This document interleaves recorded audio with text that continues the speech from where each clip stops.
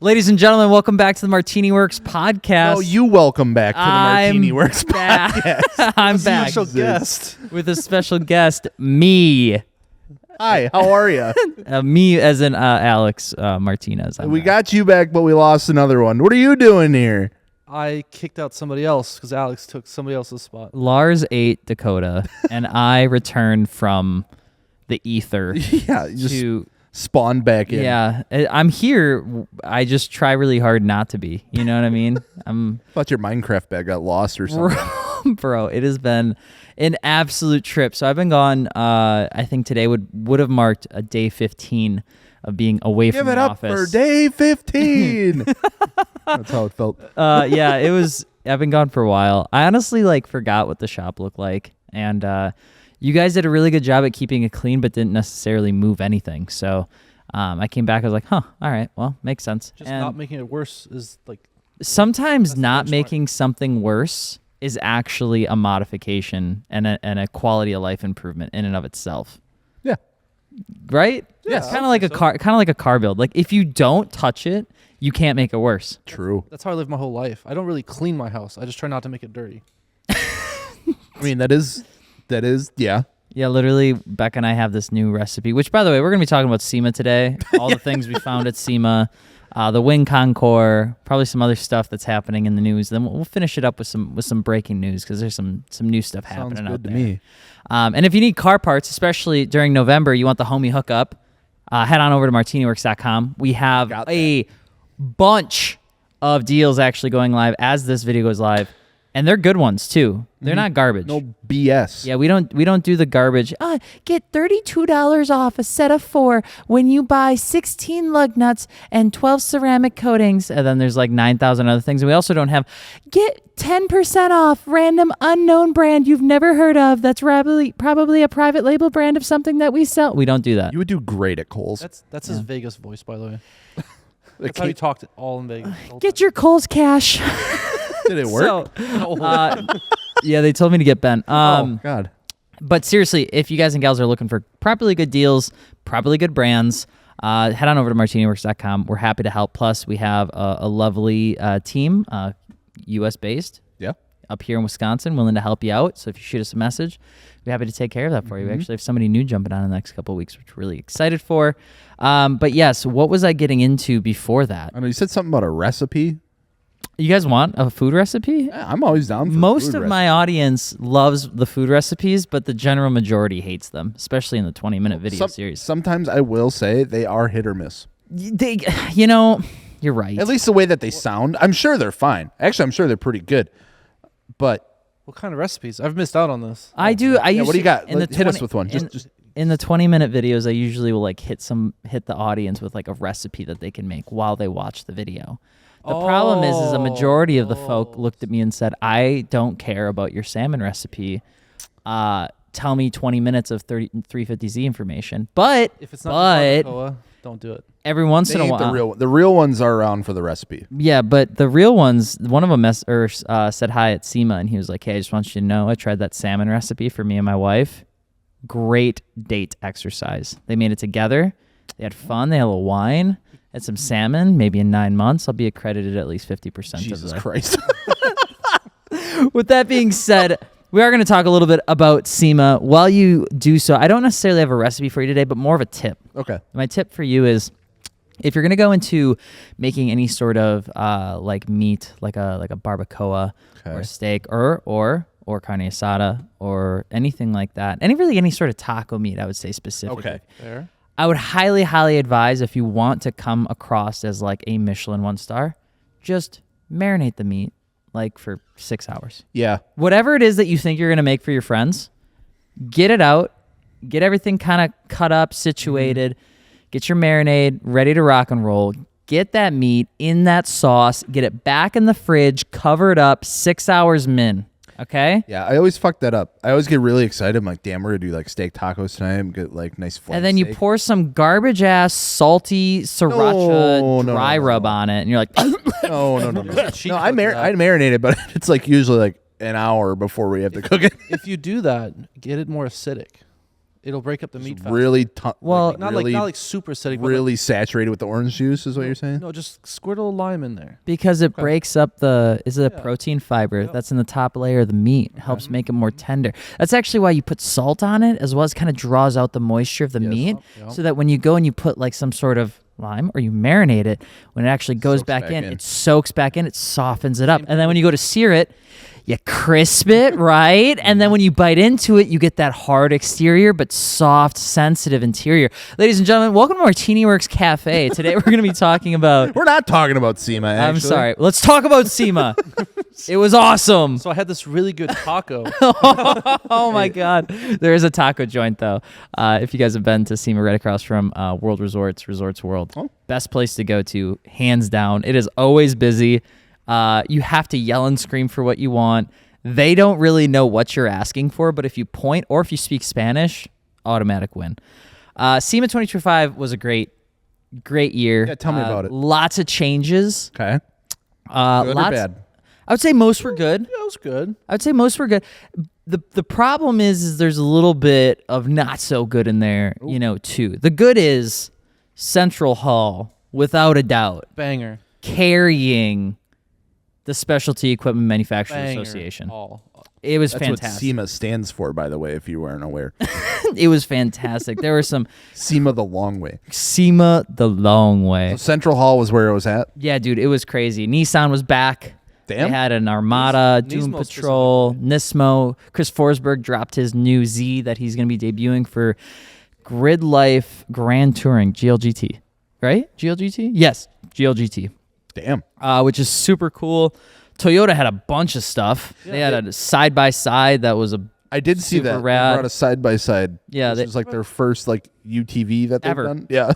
That's pretty cool. And then Super some cool. weird time attack thing that they were Yeah. debuting. Which They had a Toyota Camry GTS, which at first I was going to make fun of, and then I saw in Okay. person, and I was like, that's So- actually kind of hot. So what's the difference between Camry GTS and Camry TRD? Try not to think about it too hard. I'm thinking about it. Okay, just think about it a little bit, because they yep. did a two-way colorway. Okay. It looks really sick. For some reason, I think they said that the fronts were 8-pot brakes. It was either 6 or didn't see that. 8-pot brakes, and then huge rear brakes. I mean, the So brakes were it's- unnecessarily... So it's above the TRD. yeah. I don't think Yeah. it's as fast though. Well, it's using the What the same fuck? hybrid powertrain. So they didn't already had a V6. They didn't. Well, it's the new chassis turbo hybrid power. Toyota. What is going on? And it didn't have a wing. I'm out. It was neat though. Okay. It had BBS. I'm pretty sure they're BBS wheels. right. Michelin tires, lowered a little bit. Two-tone paint. It had the I think same it, Prius sexiness, Yeah. subtle hotness to it. yeah, the front had You think you would say 230 that in horsepower. 2004. No, No. not at all. Having the same Prius sexiness is a term, Things I'd never say for $1,000 Yeah. 10 years ago. but I get it. Yeah, no, that was really cool. Central Hall had a lot of great stuff. Liqui had a super silhouette R32. I saw that. Liqui Moly GTR. bulled out this year. Like their booth went crazy. They had a matching Koi, cart. yeah, they had a koi pond too. Freaking koi Freaking pond. koi pond. I didn't see Yeah. anything about the koi pond. Yeah, it was a digital koi pond. It was really It cool. wasn't a real koi pond. You think I would not trust any sample subset of that audience to not put their dirty little dick beaters into the water and try to grab a koi fish, okay? I'm glad they did a digital fish. Be pretty pond. cool though. No. Be pretty sick. Maybe I some did a guy, viral video. yeah, I maybe- left SEMA with a koi. yeah, there'd be somebody with like I a got the cut Liqui Moly koi. I see somebody with like a bow tie cut off t-shirt from the Friday night pool just be like, "Hey, what's this? This ain't no bass." Someone shoving it in the freaking goodie bag they got from the booth. Dude, there's somebody, Putting it in the Alpha X bag. Yeah. You got any water? Just puts the whole bag in the water. Sorry. I was just saying, there's somebody put a 1,200 horsepower jet boat into a pool at some after party. I did see that. Imagine the koi pond would end up there. Wait, that was at SEMA? No, it was at some after thing at one of the But it was in It Vegas was in or whatever? Vegas, yeah. I saw that hit my TikTok and I was like, damn, that was badass. I'm like, pretty first sick. of all, having a jet boat in a pool in a venue is pretty fucking sick. Apparently, Of people course you're going to fire it up. if they lifted it in one night and then fired it up the next or something. I don't. That's crazy. That's awesome. Let's see what else is going on. Central Hall also had Sun Kang brought his Saw that? drifting cars for his movie Drifter, which was really cool. So Lola 1, You Lola got 2. to talk to him, huh? Yeah, I got to talk to him a couple times. Him? Awesome guy. Nice. So nice. I think the Do one you have thing. the Fuguzi there too? Yes. Nice. Yeah. That's my baby. That's like my dream car. When I was a kid, that was the car I wanted. I painted my car white because his car was white. That's a good car. And then I also got to sit and kind of talk around his 78Z, which is a 1972 Datsun 240Z. Okay. But it's called 78 because it's like this mantra of falling down 7, you get up 8 times. So that's an old car for him. He's had it for a long time. That's the And orange one? Yeah, and that's like his whole concept is like no matter how many times you fail or you have to reiterate on something, you just keep going at it. Like you don't stop. And it was a really cool car. Getting to meet him though, I think one of the number one things, I would say, how do I say this? The number one thing people get wrong about Sung Kang is that he has that persona from the movie in real life. Oh, sure. But because the character and his real life persona are so similar in nature, which is in the car scene, love JDM cars, loves to drive, people like put that on him. Yeah. And really, when you get to talk to him in person for the first time, he really is just an incredibly soft-spoken, sweet, very like retrospective individual who like holds on to a lot and just wants people to get to enjoy what he gets to enjoy as much as he possibly can. So it was a really like refreshing experience. I didn't know what to expect, to be completely honest. Yeah, it can be like hit or miss. And obviously a little starstruck. I have a video of me. Becca's filming this video, right? It's Monday. And I'm friends with Suzuki, who his car was also in the booth. He drives a Drift McLaren MP412C. And so I'm talking to Suzuki and I'm like, I'm going to do a couple videos because it was getting late. And as I'm doing it, like everybody comes into the booth. Miura-san is there from Pandem. Yep. Sung Kang is there. All the guys from the Drifter movie are there. All the notable people that are in those Japanese businesses from like Reddy and Trust Yeah, I was gonna and say. HKS. They were all there. They were all in this booth. And here's little old me with a phone and my wife trying to record this video. And the video starts off with, everyone loves the Fugu Z, but I want to show you one that I think is even better. And I said that out loud, and I knew for sure as heck that people heard me say that. So we go over to the Orange Z, Sung's Orange Z, and I'm like walking around. I have it on video, and Becca's like, okay, you ready? And I'm like, yeah, I'm just like a little nervous. Yeah. Because here I am, I'm about to like explain this car to the camera, and there's all these people around me, and I'm like, what happens if I like Fuck get it this up. wrong? Like, what happens if I mess this whole thing up?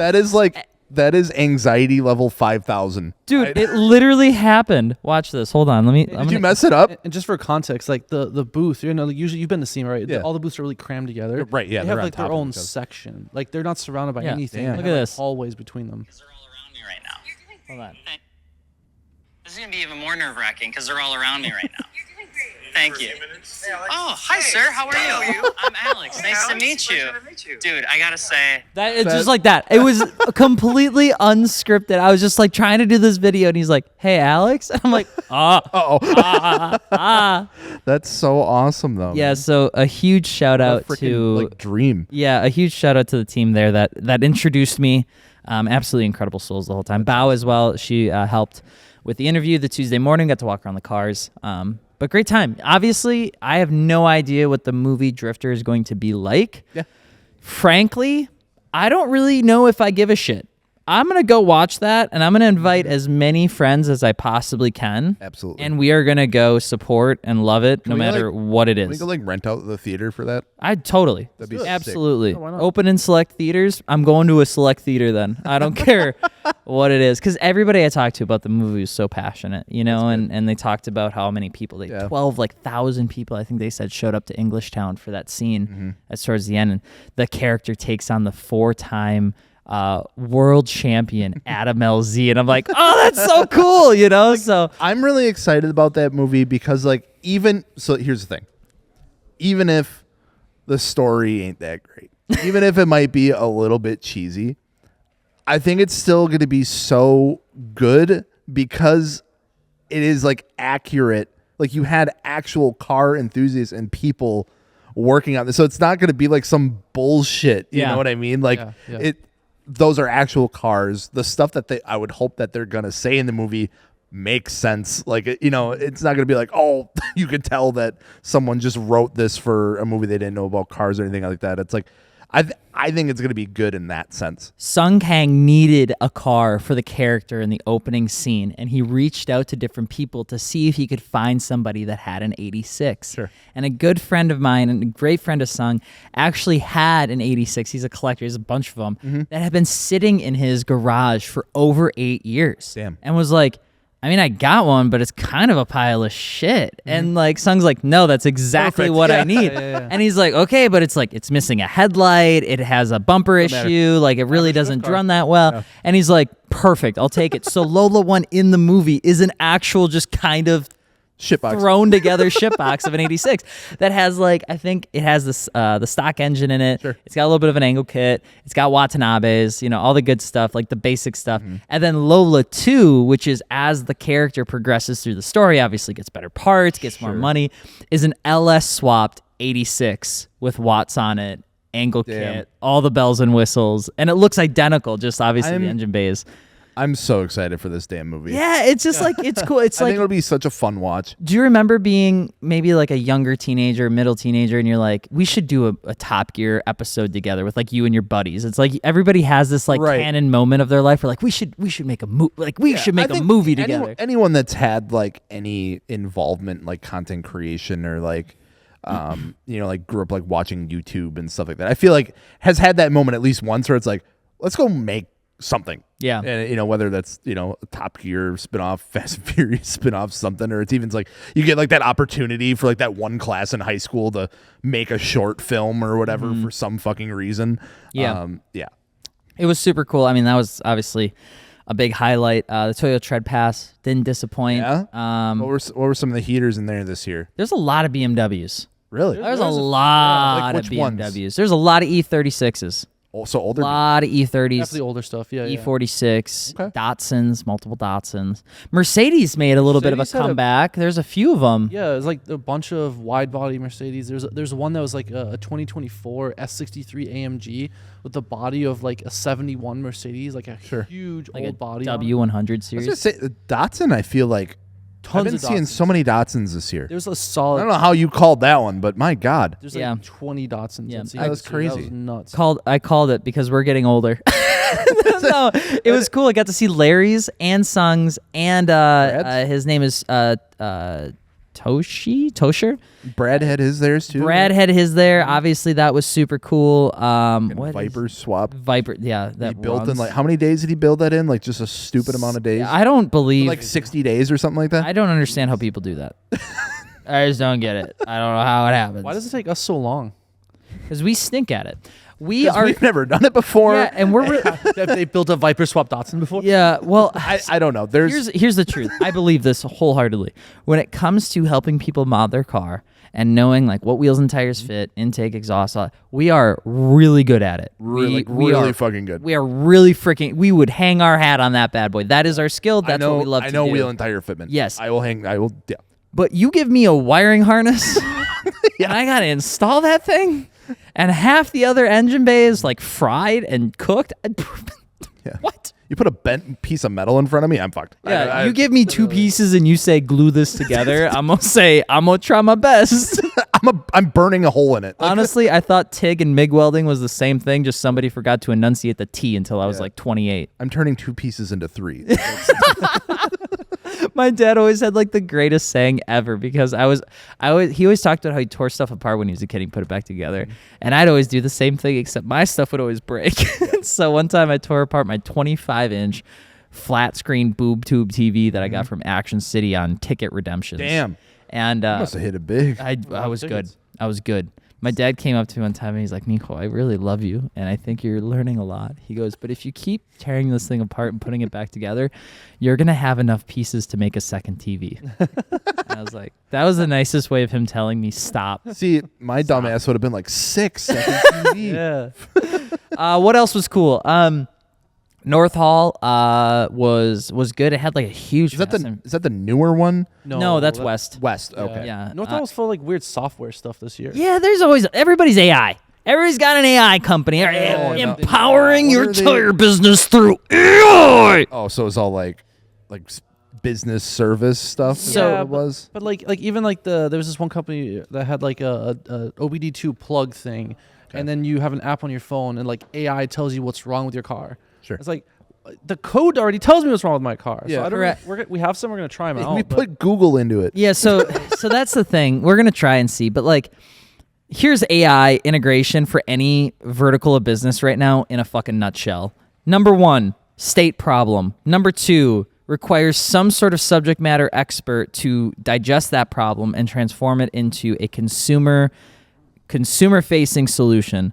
Step 3, solve problem. Step 4, money. Okay, so now Seems that's pretty simple. Yeah, now it's step 1, establish problem that may or may not exist. Step 2, Throw AI. inject AI middleware bullshit in between to try and solve said need. Step 3, package it into a basic app integration on your phone. Step 4, hopefully it gets installed 100,000 times. Sell it for $130. A lot of this is literally just the same stuff you already probably have or have used in the past. Just packaged but now, different. Now it's just AI doing it instead of you having to figure it out. Yeah. Which is, to be fair, I mean, the AI stuff is neat, right?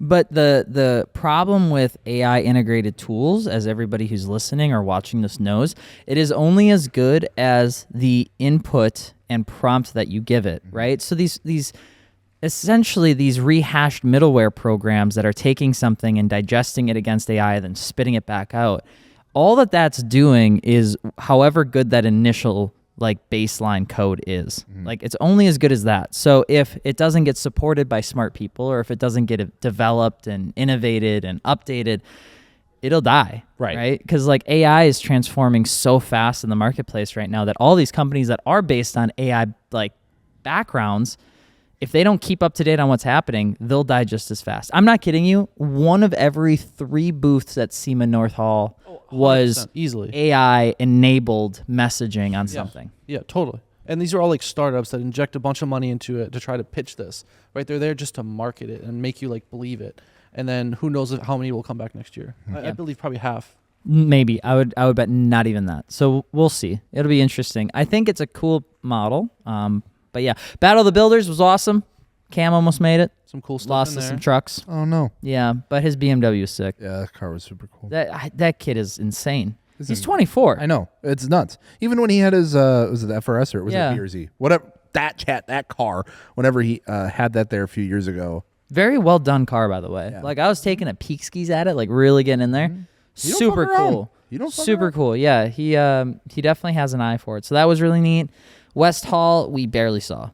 It's like honestly, detailing stuff. There's some wrap stuff in the Yeah, corner. yeah. We got the last year when we went. We checked out West Hall. Super cool place. Like that's like the newest like section of. It's fucking huge, dude. Massive. It's yeah. insane how big that building is. Yeah. But yeah, there was some cool stuff in there. But yeah, I know it's more like There's one more new building now, the International Pavilion. Jesus but we only Christ. like walked by it. I don't think there's anything really worth. Gotcha. It's like first time exhibitors now. cool. Yeah, we got our butts kicked with that. South. South Upper, talk about Tools, and South Lower, different segment.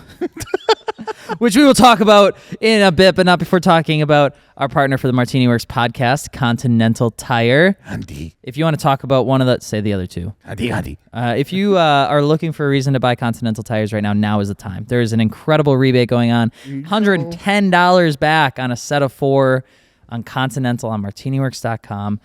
Absolutely awesome. It's something that MartiniWorks is really passionate about to offer for Continental through our website, and it is fantastic. We've heard nothing but great things about folks that throw on the Continental DWS 06 or Extreme Contact Sport 02.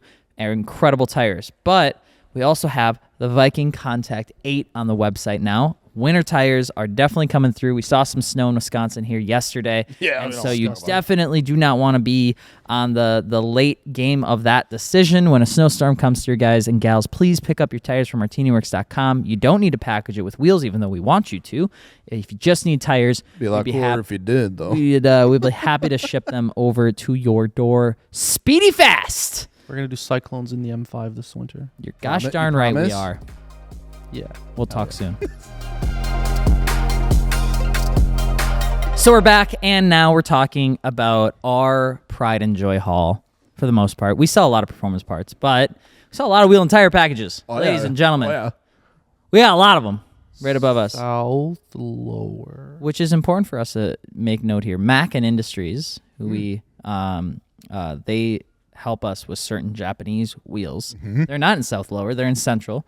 There are other brands that are wheels, but they're in Central, not South Lower, which we'll get into. But South Lower is in the lower hall, as Makes indicative sense. by the name. Yeah, okay. A little bit darker, Yeah. a little bit No further windows. away. We've been there 8 years or so now, and South Lower is it's like my home, away from home. And South Lower used to be like the crown jewel. There, new wheel releases, lots of really cool vendor displays, usually cool cars, because Cool the best way to cars. show your new wheels is on cars, Right. Big booths. big booths, lots of stuff happening. And this year felt a little different. MV Forged came out with a beautiful vendor booth. They had a Bugatti EB110 That's sick. on their heritage line. That's Car's a crazy fucking cool. flex. Yeah, My God. think about that. They had a Ferrari 12 cylindry there. They had a Mansory, I think, Bentley or something like that. Pronounced cylinder. Huayra. A Huayra. They had a whole bunch. They had hypercars across the board. Yeah, they usually come out swinging with some crazy shit. And when we were there, we came over, we said hi to the owner, and we talked to him, and he was doing really awesome. And he obviously has a great setup. We love the care and love that he puts into it. And we were like, hey, man, like, how's it going? You enjoying what you're doing? He's like, dude, I'm doing good, but these fucking guys, these gosh darn counterfeit companies keep fucking up my shit. Counterfeit company. There was a vendor booth in South Lower that had his wheel with his like center cap on display as a wheel that they could make for any dealer that was interested in starting up an account. Wait, so they literally took It was literally the same exact wheel that they had. And not just in the same hall, like across from him. Like what the fuck? Like across from the hall. Yeah. like the next booth over. So they had to. So like this happens at SEMA sometimes because it is a global event. It's not just a national event, which means most people come over here for good intentions, and some people do not. Spies. And so SEMA does have like what they would call like an IP team, like a legal team. Right. They also have like a counterfeit team, essentially. So they had to like call over. They're essentially like the SEMA legal team to They be called like the cops on them? the legal cops. Yeah. Take that shit down. Wheel police. But that was kind of a constant talking point did they? here this year. Yeah, they did. They had to. Shit. Okay. Either you take it down or you leave. So there's Kind of just like a the rule. missing wheel on top of their stand because that's all they brought. Is that the same thing that got TJ in trouble last year? Or was that No. Ford specifically? Ford was mad at TJ for how close the Street Hunter kit was to the actual Okay. kit. But then there was a company there. I remember that. Yeah, that we found literally them. Yeah. had that exact kit. Yeah, I remember for I was sale. walking around with Dakota and we're like, yo, what the fuck? Yeah. And the reason that that's so weird, right, is even if you take it back last year, it's like, did TJ source the kit through that factory? No. And then did that factory use those schematics to private label a kit and then bring it to SEMA to sell to other people? This is something that happens a lot in the world of like counterfeiting, especially with like car parts or any industry really, is a lot of people believe, especially right now, there's a lot of like positive sentiment for like fake product, Yeah. right? Which I have no problem with people wanting to save money and say, listen, Yeah, I don't. shit's tough. I think buying a BBS wheel is bullshit because it's $8,000 and that makes no sense to me, and Yeah. I don't get why I would ever spend that money. And I would say, great. You know what you could do? Go spend $1,100 and go get yourself a Koenig heliogram that's flow formed, looks just as good. I'm not pointing at the wheel. okay. It looks good. Like, you gotta be is going to close, get though. the job done, and you're going to love it. Right? That's one thing. Another thing is saying, I'm not going to buy that BBS FIR or that BBS LM because I can't afford it. I'm going to go buy a counterfeit version that is identical in every single way, but not made by them. And then I'm going to put a BBS center cap in it so it looks like a BBS LM because I don't want to tell people that I didn't buy the real thing. I want people to think that I have the real thing.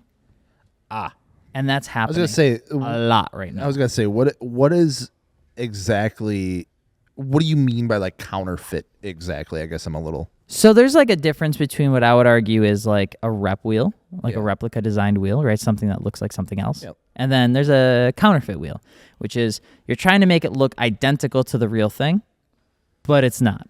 with the branding. with the branding. The center caps, the whole 9 yards. Like make it look like it's multi-piece, for Okay. example. Or And that's happening? Make a cast wheel that's the original is forged, for example, stuff like that. Yes. 100% that's happening. And that's happening right now, which is why some people didn't want to display their new wheels, because they don't want their wheel designs to get out into the global market, because Before those they people will drop it before they can drop Ooh, it. that's fun. I didn't even think of and that. I'm it's- like, well, they're gonna like. I was gonna say what's stopping them from doing it when they release, but like, yeah, I guess if that would be so fucked if you come out with a new product, release it at this event where everyone is historically released their product, upcoming stuff, and then have some counterfeit company, as you're saying, release it before you. That's fucked. But Yeah. it's so bad that these people, and I like, benefit of the doubt and all that stuff. People are, we heard stories about this, so it's not something I'm just making up hypothetically. People are having these wheels on their car, and then something happens, and they try to file a warranty claim with the brand that they think they have on their car. Oh, I didn't even think So of in that that. example, I'm not saying this is what happened, but like it would be like if I had a fake BBS, like a counterfeit BBS on my car, broke it, hit a curb or something, and then went to BBS to say, hey, I need a new one.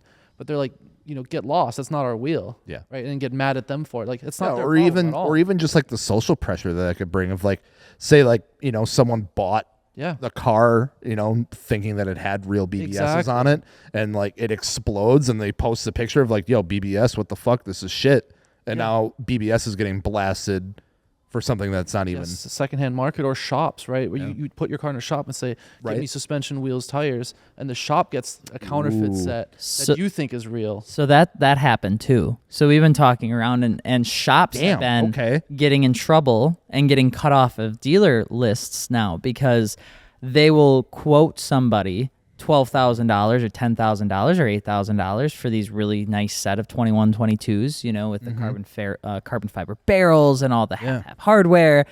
And then the shop is going and buying the counterfeit version, bringing them in so it looks like it's the same thing. It's half the cost, and then they're pocketing it. And then the car goes out to get used, driven, and abused, and then all of a sudden they crack a lip, and then they'll go to name brand here and say, hey, I need a new barrel. Your wheel broke. And they'll say, we have absolutely no record of that wheel getting purchased from our supply, like from us. And it's easy to prove because a lot of these, especially the higher end companies, put serial numbers on their wheels. So Right. you can't fake that, to a point. So like it's so scummy. The whole thing is so weird. And Yeah, the fact that I we heard don't- it so often makes me think it's a really big Because issue. how I've come across this and how I've been seeing it promoted is you can get the same design wheel, right? Because a lot of these newer companies that are on the market that have come out within the last 5 or so years, the whole thing is, well, they're getting them made at these factories overseas. The factories are selling essentially just the unbranded versions of that design because they have the rights to that design specifically, with whatever paperwork is signed. And so they're just selling the non-branded stuff for like stupid cheap, and that's what people are buying. So it even goes above and beyond that, is what you're saying. Yeah, because 100%. and that's kind of what's finally starting to make a head, because there is a very valid point in that, right? It's like, if you wanted to go out and just get soap, you could get a whole bunch of different versions of soap. And if you didn't care about the brand of the soap, you don't need to get name brand soap. That's kind of the thing. But if you want to get name brand soap, you'd go get the one with the duck and the oil on it, because they've just ran that campaign for fucking 25 years. I like ducks. The problem would come from if you are buying soap that you think is done just soap, and it's not even soap at all, right? It's Or like this, literally swapping labels. like it's a swapped label product. So these factories, like we use kind of like Apex as an example there, because they've been in the hot seat for a lot of that before. But it's like the wheel that you see even online being counterfeited is an old mold, old design, old spec. And now, even if you were to look at the two wheels side by side, especially with like the tapering of the barrel, they're different, right? But you don't know that because there's not photos out there where you're specifically looking at like a wheel taper of a barrel. Yeah, sometimes it's hard to tell even what a wheel is on a photo online. Yeah. Let alone like the differences between two similar looking ones. And so it's kind of playing a game as a customer, like you're threading the needle between what's BS on either side and then what's worth it on either side. And so I've always just tried to tell people, like, if a deal sounds too good to be true, it probably is. you can find a lot of confidence and you can find a damn good product that is name brand without going counterfeit right in your backyard. Koenig I will always tout as a fantastic brand to support in that exact market.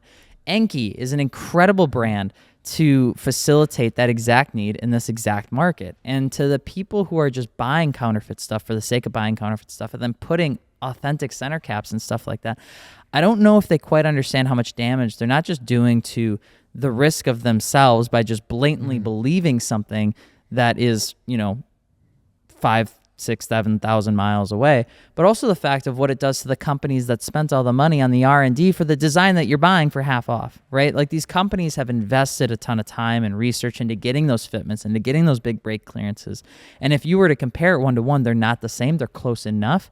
But if you were to use those wheels for their specific intention, would they actually hold up? That's what I want to find out. And so I think I'm going to make us buy some fancy Alibaba wheels or counterfeit wheels and see, how much different they are. Because we've seen the difference. We've seen them cut open. We know that they're different, but we have never done a video being able to show you guys and gals, and we want to be able to do that. Sure. But one of the things I'll say is we just did a video talking about even Kansei. We talked about Kansei this morning, and I was like, the reason I love Kansei, for instance, is because they're invested in the local grassroots community. Like they give back. They want you to thrash on their wheels. They do a bunch of cool content all about it. They sponsor grassroots drift events. They're at grassroots drift events. They're at Formula Drift. They're spending money in the community that we get to enjoy. Yeah, and how are they able to do that? Because people buy their wheels, right? That money goes back into the community, goes back into the industry. It goes back into motorsports. That doesn't happen in other ecosystems. Sure. It leaves, you get a product back, and nothing changes, right? And so I always think about the aftermarket community as like a pool of water, and you can't just take from it because eventually you run out. You got to give back to it. And Kansei does stuff to give back to the community, and I think that's worth something. I think that's worth supporting. The very same thing with Koenig or even Enki, Work, Volk. These guys have global presences, and they give back to the industry globally. These other guys that fake what they make, they don't care, and I think that's kind of garbo. And I think that concept's getting more and more important here as so much is being taken from us in the car community, right? We just had the GAT fiasco and all that kind of stuff. Like the more we play into taking from the community, the worse it's going to get, and who knows how long any part of this hobby will last. And SEMA as a whole especially fights a lot, politically for making sure that we have the right to modify our cars and stuff like that. If we keep screwing over the companies that support the brands or the businesses that support the hobby as a whole, at some point there's going to be nothing left. Yeah. So I don't think we're not saying you have to buy the most expensive stuff everywhere you go, but like own what you bought. Like I'm more happy for somebody that buys a budget wheel and is proud of that because that's what they wanted and they like the style, whatever it looks like, than like a fake Rohana wheel or a fake MV Forged or whatever. Like just own it. It's okay. There's nothing to be ashamed of for buying a $1,200 set of wheels. You don't have to pretend it's a $5,000 set of wheels. The price of a product, I think, isn't really what we're aiming for here. It's why we even see wheel and tire packages come through, and I love to see it. I'll see people that will spend money and they'll get like Vors or Autohans or something like that, an entry-level brand, but what they package it with are Continental tires, General G-Max RSs, Michelin Pilot AS4s, good tires, Falcon Azenas, the RT615K pluses. I've seen good tire choices, which is so freaking important because you want to talk about what's going to help you on your car more than anything. It's not the wheels, right? It's the tires. But it's like, I love that because people are buying what works best for them and they're prioritizing what is, I think, the best for their vehicle. The only thing I'll say about it is this. I understand where everybody's at financially. I totally agree with Lars. It's not about having the most expensive thing all the time or the cheapest thing all the time. To me, though, it's about representing and buying what works for you and being okay with that. And when you when you fake that in you take off your 335 badge and you put an M3 badge on, that feels weird, right? It's like there's nothing wrong bad about it. And you should feel bad about it, but there's nothing wrong with having a 335. Nobody's going to care. No, I'm not going to look at anyone differently if they have a 335 or an M3 more than I'm going to care about how do you enjoy your car. If you need to put fake center caps in your wheels to make your friends believe they're different than what they are, you have the wrong friends. Change your friends, not your wheels. Agreed. So, Speaking of, can we touch on the rep tire situation too? oh my God, that was a thing too. Rep tires now. Yeah, It's crazy. You dude. find there's rep wheels, rep tires. Oh, at SEMA, man. there used to be like huge booths, mostly outside of tire companies, right? All the big ones you ever name. And that's really kind of gone. There's very few now. It's what we saw: Kenda and Nexon. We saw Kenda, we saw Nexon, we like the saw big brands. Oh yeah, big brands. It's really like Is Yokohama there? No, No, They weren't there this year. no. no, they were just on a bunch of cars. Well, so anyway, and then there was a ton, like a ton of like Chinese, I guess rep tires, basically is what I would say. And I say rep tire because you look at the tread pattern, and we're literally walking through hall together, and just pointing out like, oh, that's a Michelin tire, right? That's a Conti tire. Like cross climates, especially, right? They're that really aggressive, V-shaped very pattern. distinct. Yeah. You look around, like every third booth had their version of a cross climate. Damn. And It like, was really funny. it's so odd. Like, where's this coming from? So we did the tire pyramid video, which did lovely on the internet. Thank you everybody for the support and comments, right? Talking about it. Some people agreed, some people challenged. I loved it. But it's at like 250,000 views now. And when that post went live, I remember getting like 4 or 5 emails from tire companies. And I was like, oh God. And one of them was from Linglong. And they're like, hey, we should come by the booth. We'd like you to chat with one of our engineers so that we can like talk about the tire because we rated them on the video. I was like, sure. So we went there on Thursday. I think it was Thursday. Yeah, that sounds right. And the engineers had left Wednesday. And so we dropped our card off and we're like, hey, we're totally down. You know, send us some new tires. We'll test them out. We'll get our opinion on it, you know? And you could tell that like the folks we were talking to were a little bit nervous about this conversation. And I was like, I'm totally open to it, right? Yeah. Brands change, Prove us totally wrong. get it. Location of where a product originates does not inherently make it good or bad. It just makes it what it is, right? And then as I'm like in this conversation talking about like how I'm really excited because if Linglong has like new product and new ventures and R&D, we're totally being down to learn. I like look to my left and there was like a cross climate too, like just staring me in the face of the booth. And I'm like, I'm not trying to be that guy or anything like that, but like that's why. yeah, but like that's the point, right? Is like how much money did Continental spend to make this ECSO2 mold in this specific compound for this specific style? And it's like there's math and R&D that went into that. So if you're to go build a carcass and you were going to build a tire and you just copied the tread type for type and nothing else, it doesn't make it the same tire. And that's what worries me about like the whole conversation is like on the surface tires are the same. They're just boring big black circles. Like they just that they go on wheels, you know, and to a lot of people that's all they are. So what happens when you start to lose, well, this is a Continental tread to, oh, well, I just got the fake version instead. It's the same thing. And it's such a weird concept because like we talk about tires a lot because they are that important for both performance and safety and looks in some ways. So it's just a weird concept to, you know, copy each other's homework to that extreme.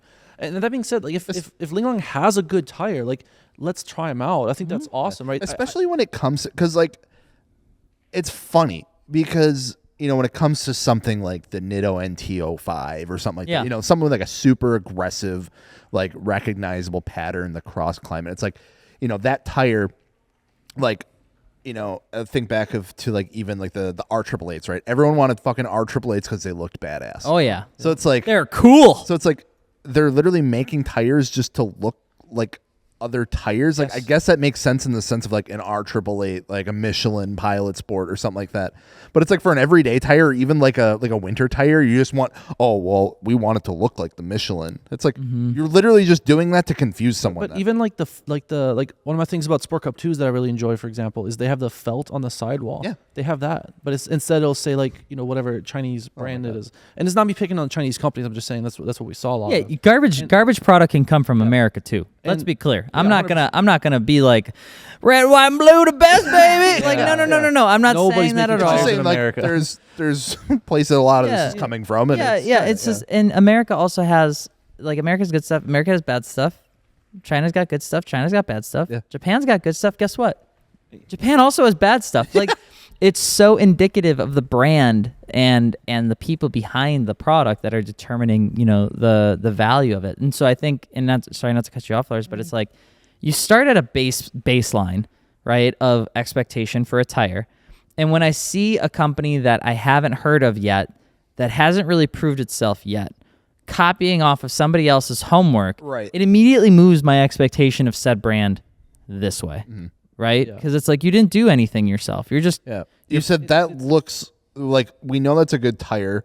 All that goes into it is the look of it. Just copy the look of it. Yeah. And that ain't right. That's not true either. And ultimately, like, and this is where like the driver, quote unquote, side of me comes out, because the look of a tire means like the pattern matters for water dissipation, all that kind of stuff. But ultimately, the looks don't matter with a tire. Right. And that's what I was trying to get at rubber. too. It was like they're copying the design, but nothing else. Right. but on the underneath of it, it's the performance that really, really matters. So if any of these companies were to go about this and say, here's a set of tires, go beat the shit out of it, right? We'd be all over that. I love beating up new tires. I tested the Vitour at Grid Life this year, had a blast with it. I think the stuff like that is awesome, but like it feels weird again because you're taking a low, like a lower tier tire, and you make it look like a high tier tire, like we're talking about Michelin and Conti here, and all it does is increase the perceived value to make a customer feel like they should buy it because it appears to be like that other tire that they've heard really good things about, but they're not at all the same. The compound matters way more than the tread pattern. Yeah, how does a compound of a tire heat cycle, right? How does a sidewall flex? I mean, you can cut How does a it tire. handle in cold? How does it handle in hot? Like, I mean, you could cut a Continental in half, for instance, and you could get like the basic concepts of like the composition of the tire. Obviously, it's all melted together, so you're gonna have to figure out how to pull that stuff apart. But let's assume that you're smart and you figure out how to do that, right? That still doesn't account for understanding how does the compound interact at certain temperatures. How does it handle when it cools down and heats back up? Is it built for certain markets? For instance, Michelin has factories everywhere, including China. Yep. But their compounds are derived and curated for the regions that they serve within those factory segments, right? So a tire made here in America could have a very same label as one in China. They're not made the same way. They don't carry the same load rating. They don't have the same compounds. All of that stuff is different. Not only that, but those factories, like a Continental factory or a Michelin factory, or Toyo factory, or Nitto factory, most, if not all, of those higher tier factories also happen to be in a position where they have to be good people to like the environment and like to the places that they do business in, because tire manufacturing is a really ugly, can be super dirty, and can be absolutely horrid to the environment if it's not done correctly. And if you ever want to hear of bad stories with that, you can look at tire factories that have gone to Serbia and have gone to Ukraine and have gone up into that, even like that near that Russia area, where they've essentially they'll build up a factory in a year, right? And they will just pump out as many tires as they can. They will dump that waste straight into the, like, this is not a villain story from 007. This is reality. This happens right now. And then what will happen is eventually the global environmental protection world comes together and says, wait a minute, that factory is doing something they're not supposed to be doing. They'll go find them into oblivion, right? Yep. They take all the tires. They leave. They tear everything down. And you want to know what they do? just build it right back up. They just go one country over and they just build another one. I mean, that is a business model that like a lot of entry level cheaper tires do. And what you're left with are these pockets of places where there's a lot of environmental waste. And I know it sounds silly to talk about, but for me, I do give a shit about that because I care about, I want to have fun. I want to be able to modify my car. I also don't want to leave the world in a shittier place, right? And so when you start investing in companies that know that and care about that, I do think that that's important to know. And in that context, our hobby's generally rough, relatively speaking, on the planet. So like making a small decision, it matters. And even as simple as a tire that performs similar to another one but lasts longer, get that one because you have to buy half as many of them. So that being said, I think it'd be fun to try out some of these tires. Yeah. Maybe some of them are hidden gems. Like I didn't think the General was as good as it turned out to be. Mm-hmm. Yeah, I'll die on that hill. The General G-Max RS is fantastic. Yep. Yeah. So maybe there's some other value out there. Who knows? You know what else is a value? What's that? Your turn. My turn? Yeah. Which one are you thinking? I mean, they're all value. I feel like since I came back from Las Vegas, I just have fortune on my side. You have a spring in your step? Yeah. Oh. I don't want you to damper. Oh, God damn it. Anyway, if you haven't figured it out yet, we're talking about our second sponsor, the MartiniWorks Podcast, Fortune Auto, baby. We've been running Fortunes before MartiniWorks was even a twinkle in our eye, and they've been fantastic. We got to take a trip down there, see how they were built, how they were assembled, the quality assurance that they go through, and what makes a Fortune Auto. And I've never been more proud to run a set of coilovers on my car because they're good stuff. They are a bit pricey, but good news is they are on sale right now. If you're listening to this in the 2025 November Black Friday season, you can get a pretty good deal on a set of Fortune Autos. So if you've been waiting, we got the homie hookup on them right now at MartiniWorks. But they're good stuff. You can choose from the 500, good for just all around performance. You can daily drive on them. They're actually really comfortable, coilovers that get the job done. If you want to step it up a little bit, do some more track dedicated stuff, the 510s are a fantastic option. Again, both of those you can get pretty much custom built to what you're doing, whether that be spring rates, whether that be valving, whether that be anything else that you can imagine. They have an incredible team that can set you up with a really good set of coilovers. And like I said, we got them on MartiniWorks website. They're on sale right now. Go check them out. And thank you so much for Fortune Auto for sponsoring the podcast. So overall, SEMA was an absolute success. Hell yeah. We did spend a good amount of time, obviously, talking about what we did, but I will say I have a couple questions. it was good. What was your favorite car? Right now? Yeah. What was your favorite car, SEMA? Well, Or truck, I guess. my favorite car at SEMA had to be, yet again,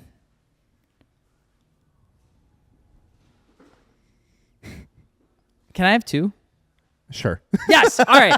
So I got two. Second place goes out to the Drift Porsche Macan that was outside the Hoonigan booth that had an Audi RS7 engine in it. Damn. All right. It was a 2015 chassis with a 2019 front end and 22 rear end. Yeah, he Lego pieced that thing together. I Yeah, remember what a all the mashup, numbers. Jesus. It was so freaking cool. What was his name? Tavilo? Vasily. He is awesome. He built a super cool vehicle, and I want to make sure. Yes, Vasily. I probably messed that up so bad, dude. So cool. So this is Vasily. It's got an Audi goddamn. RS7 on the inside. Then it's full, and then it still has the interior door cards. Okay. Race seats on all fours. Liquid Moly branding. I love it. And then look at that interior. the fuck? Absolutely That's rowdy. insane. And he has air jacks. Immaculate. Nice. We What? love and he had air jacks. Yeah, it had air jacks. Okay. So that was second place. What was first place then? 550 horsepower. Pretty cool. Anyway, first place. Yeah. I can't get away from it. The best car at SEMA continues to follow me around, and that has to be Octavia, the 1971 DBS Yeah. that was built by the Ring brothers. That car is quite gnarly. literally almost perfect. It's perfect. It's so good. It's perfect. It's gorgeous. Yeah. And spending more and more time around it, you just start to notice all of the details that went into that car to make it as perfect as it is. And the story's awesome. They flew the Stig out to come drive it on the track. Yeah. And then they wouldn't give it back. So then he drove it from their testing facility that's an hour away from Las Vegas. That was over at the Ron Fellows School. Drove it into town and then ripped it up and down the strip just because he wanted to, because he was having so much fun with the car. Lining up next to Mustangs and stuff, just letting it rip. Awesome. So when they went and they dropped it off in the booth, they had noticed that the tires had bead curling that was happening on it. So they tried to clean it off, and then halfway through it, they're like, whatever, we'll just Pretty leave it sick. there. Yeah. So that car is pretty rad. That car is gorgeous. That's the dope. coolest detail about that car, still to me, is the fact that one, it's got lights in the the headliner that are that have different settings, but one of them is specific to the supercharger whine. Oh, that's sick. So it'll light up as you Yeah. go, and then the second one has to be that the actual sun visors are powered, and they're What the fuck? you can see through them, and then if the sun comes through, you just press a button and it dims it. It's That's like sick. it's like But it James doesn't Bond block shit. it. It's Okay. it's insane, and just like honorable mention to the supercharger noise is unreal. I bet. Yeah. Like he was showing me a video, really cool story, awesome people. He was showing me a video on his phone of them at the track, and he was just going through the paddock, like at the pit road at 20, 30 miles an hour, and all you could hear is Crazy. so fucking cool. Also 1,000 horsepower. Yeah, just to top it off. Lars, did you have a favorite car? So I was struggling with this because there was like the quality was really high, but it was like very. It sounds dumb, but it was like on average it was very high.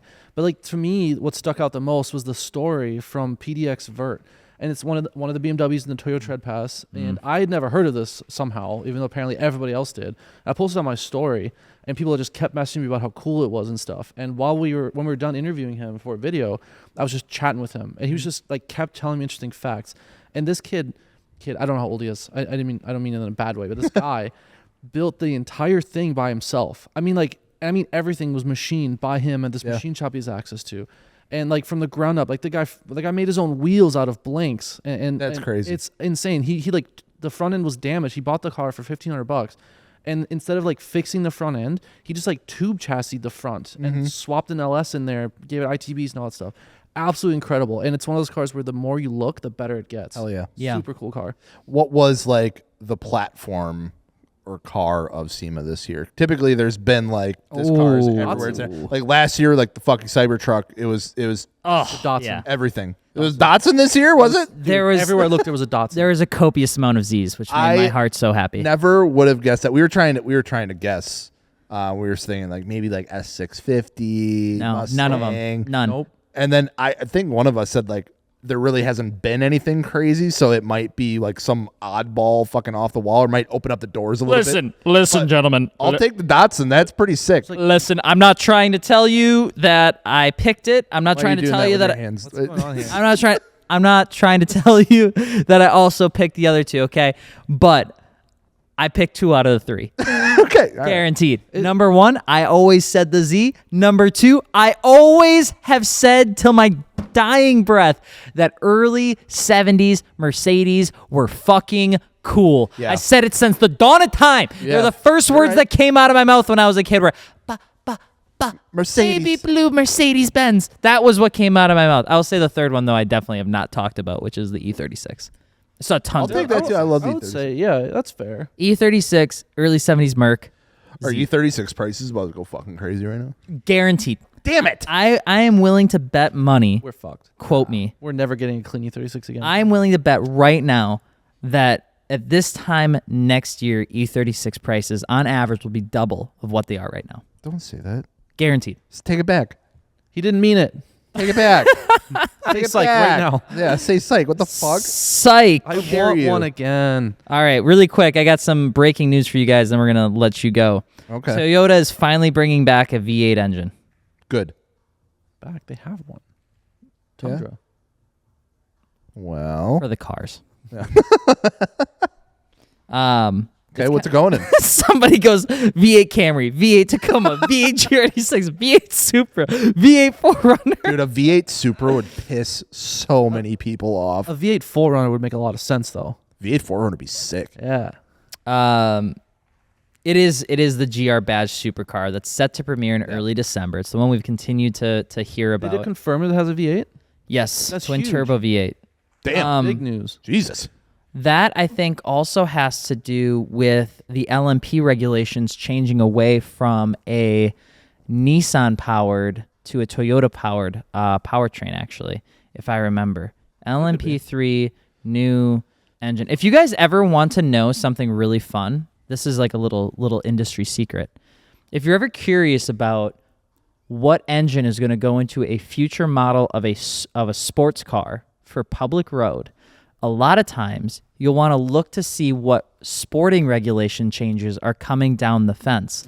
Because a lot of times those requirements are built on the engine block displacement of the production car. Sure. So if they say you have to run a twin turbo V8, a lot of times the sports car that it's based off of for homologation reasons will always feature a twin turbo V8. And it keeps costs down. Yeah, it's actually a really fun way to do it. Yeah, new gen LMP3 is powered by a Toyota.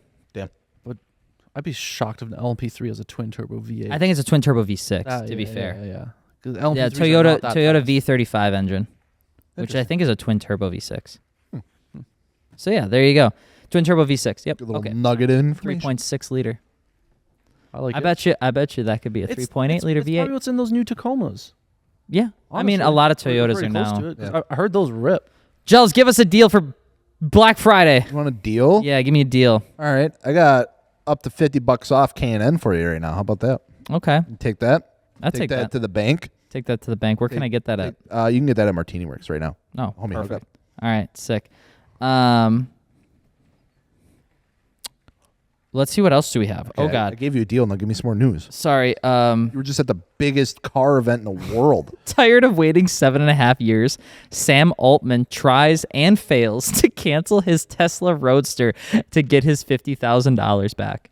If you don't know, guys, tech gurus and CEOs, they're all just a bunch of freaking egotistical nerds.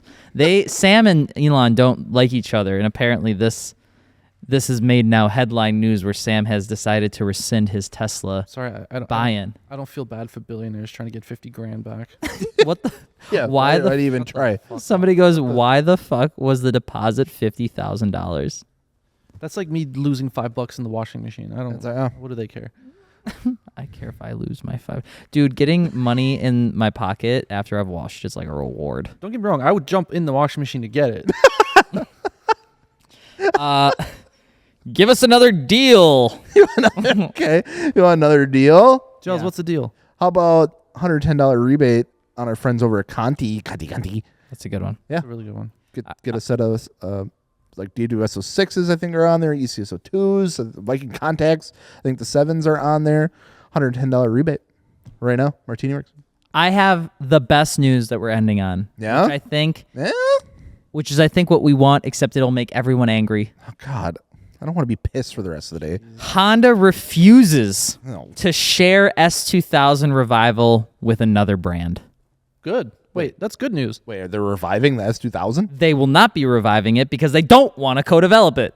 So they're saying we can't make S2000. We can't make S3000. It's too hard. To be fair, the S2000 was like It's a hard one to top. situation. It's Like, a hard one to top. It all came together. I don't know if who you was there can now. top it. I don't know if you could top what that car is from Honda. I really don't know if you can. You can't. I think it's one of those things where it's like, I'm fine with there not being another Honda S2000. Give me something else cool, right? Well, I'd love to see another rear-wheel drive Honda. Yeah. But like, sorry, thinking, and I'm Hard words. if they were to come forward and be like, here is the 2026 Honda S2000, it would be looked at with a fucking microscope. And it should- the- And it will be judged to living hell. How it will not be, well, the S2000, the way that the back quarter panel was, that was because the way Honda designed cars back in the day. So they didn't carry that through, so it's not respectful to the Honda S2000. How dare they call that a Honda S2000? Hondas make great cars. Hondas make typically like what they make now is not what that car is known for. No. And that's the thing for me is like that car was built off engine right next to your feet, behind the front wheels, super long nose, super narrow chassis, right? Your butt is on the rear axle. It's snap oversteer happy. You need a billion revs to make it go anywhere. Yep. That's just not how the cars are made right now. Honda doesn't make anything rear-wheel drive. No. Or even like it's all front-wheel drive or all-wheel drive, but even all-wheel drive is the front-wheel drive biased and orientation, all that stuff. So they'd be starting from complete scratch. And I love Hondas. I think they're great cars, but I don't think they're in a position as a company to do that, to do it well. Just focus on they're on making the- the they're on a Type R different- better price. The Type Rs are good. The Acura, the thing is really good. It's based on the Type R. Like, just focus on that crap. That car has grown on me so much. The Integra Type S. Yeah, that me one. too. I keep seeing them, and dude, they're good The looking. paint on those is stunning. Yeah. Not remind me because every time I see one, I go to the website and I Google how much they are. Yeah, Because then I'm you're like, like, shit. these things are gorgeous. The gold, that like 50 golden. grand. Yeah. With that being said, guys and gals, we hope you enjoyed this episode of the podcast. Thank you for having me back on as a special guest. Hey, you're welcome, bud. And if you're looking for car parts, especially during this month, obviously lots of stuff going on. We're only doing the deals that actually matter to you. Yeah, like airlift, like, $300 some off ALP or like 3P. 3P. Yeah. We should have started with that one. That one's a big deal. That is a big You can get deal. that at MartiniWorks.com. $300. You know what's crazy. better than $200?